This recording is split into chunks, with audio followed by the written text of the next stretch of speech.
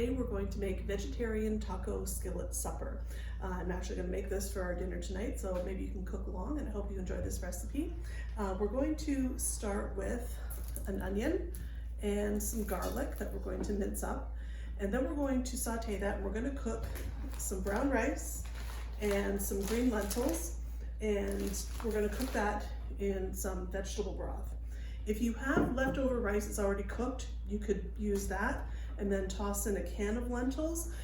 So you could kind of skip the first part of the recipe if you already have the cooked rice and the canned lentils available to you.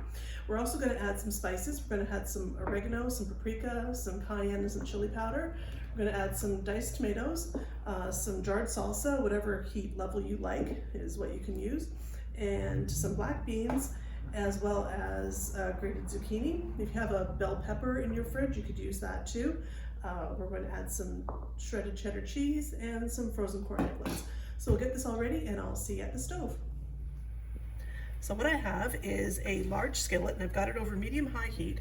Make sure you have a skillet with a lid because you have to cover the pan when you're cooking the rice and the lentils. I've got a tablespoon of olive oil in here that's been heating, and I'm going to add my onion and my clove of garlic that have been chopped up. And I'm going to saute these for a few minutes until they start to get soft. The onions and garlic are nice and soft now. We're going to add our lentils and our brown rice. There's half a cup of each. The lentils have been rinsed. We're going to stir that together with the onions and garlic.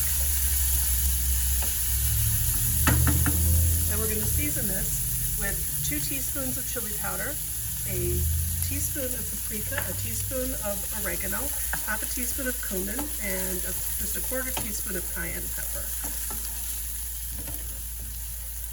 And we're going to saute that for a minute to release all the fragrances in the spices.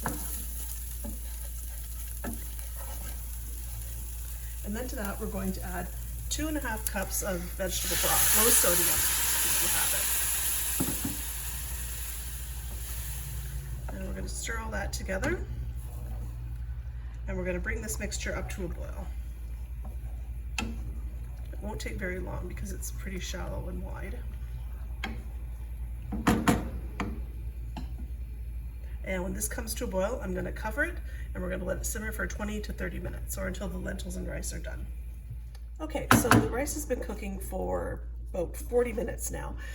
Depending on the brand of rice that you have, sometimes it can take as little as 20 minutes, sometimes it might take 40 to 45 minutes. But everything's nice and soft. If you need to add more liquid to the pan as it's cooking, just add it in 1/4 cup increments.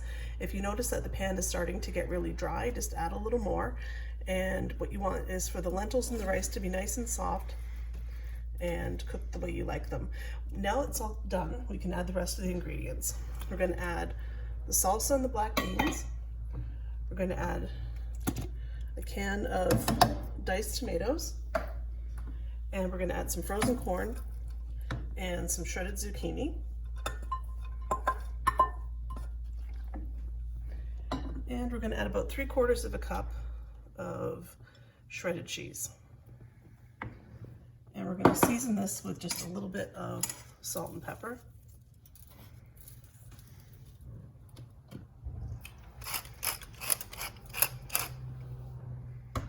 And we're going to combine these all together.